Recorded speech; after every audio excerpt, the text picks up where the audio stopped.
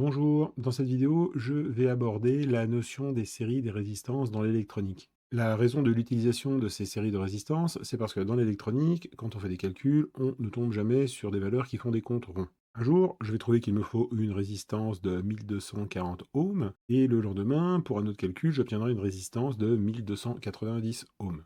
Il est pratiquement impossible de trouver ces valeurs exactes dans le commerce. D'une part, parce que les fabricants ne vont pas fabriquer toutes les valeurs possibles et imaginables des résistances, ce qui, en plus, ferait que pour les usages de tous, ils en vendraient moins de chaque valeur, et donc ça rendrait la chose absolument pas rentable. Donc, en électronique, on va regrouper ça avec des valeurs approchantes qu'on appellera des valeurs standards ou normalisées en français. Et ces valeurs, elles n'ont pas été choisies au hasard. Si on prend comme source la page Wikipédia de la norme CEI 60063, qui régit les calculs des séries de résistances, c'est cette page-là, eh bien, on se rend compte qu'il y a une formule mathématique derrière tout ça, mais bon, on n'est pas là pour faire des maths, donc on va se concentrer et se limiter à l'essentiel, à savoir qu'il existe plusieurs séries, 6, 12, 24, 48, etc., et que les nombres 6, 12, 24 et les autres correspondent tout simplement au nombre de valeurs de résistance qu'on peut avoir par décade. Et je reviendrai tout à l'heure sur la notion de décade, il y a un rapport avec le nombre 10. On les doit aussi, ces valeurs, à ce qu'on appelle la tolérance. Vous avez certainement déjà vu ces valeurs qui sont notées plus ou moins 5% ou plus ou moins 10%. La série E6 est à plus ou moins 20%, tandis que la série E12 est par exemple à plus ou moins 10%. Cette tolérance est liée à la fabrication du composant. Si vous achetez une résistance de 470 ohms dans le commerce, il est fort probable qu'elle ne fasse pas exactement cette valeur, et vous aurez peut-être 469 ou 472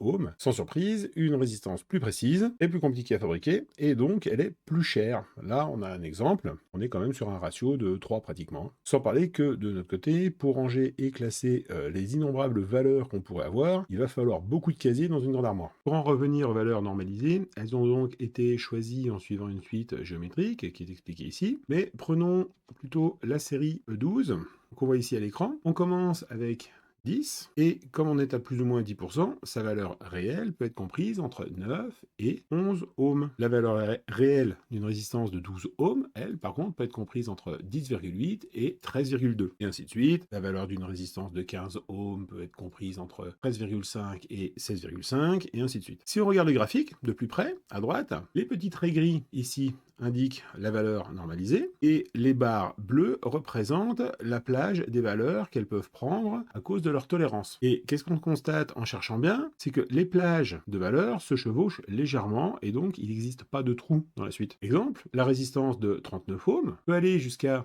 42,9 ohms, tandis que la résistance suivante de 47 ohms, elle, commence à 42,3. Donc un petit peu avant, il y a un chevauchement. Maintenant, il faut revenir sur la notion de décade. En fait, dans la série E12, à l'écran, je vous montre une seule et même décade. Les dizaines, car on voit 10, 12, 15, etc. Mais si je vous avais montré les unités, la décade des unités, vous auriez vu 1, 1,2, 1,5, 1,8, etc. Avec la décade des centaines, vous auriez vu 100, 120, 150, 180, et ainsi de suite. C'est juste ça une décade. Au début de la vidéo, je vous ai parlé de deux résistances, 1240 ohms et l'autre de 1290 ohms. Dans ce cas-là, je vais prendre la décade des milliers, et là j'aurai le choix entre prendre une résistance de 1000, 1200, 1500, 1800, etc. Bon, là il faut prendre la plus proche, et dans les deux cas, je vais prendre une résistance de 1200 ohms, dont la valeur réelle peut être comprise entre 1080 et 1320 ici.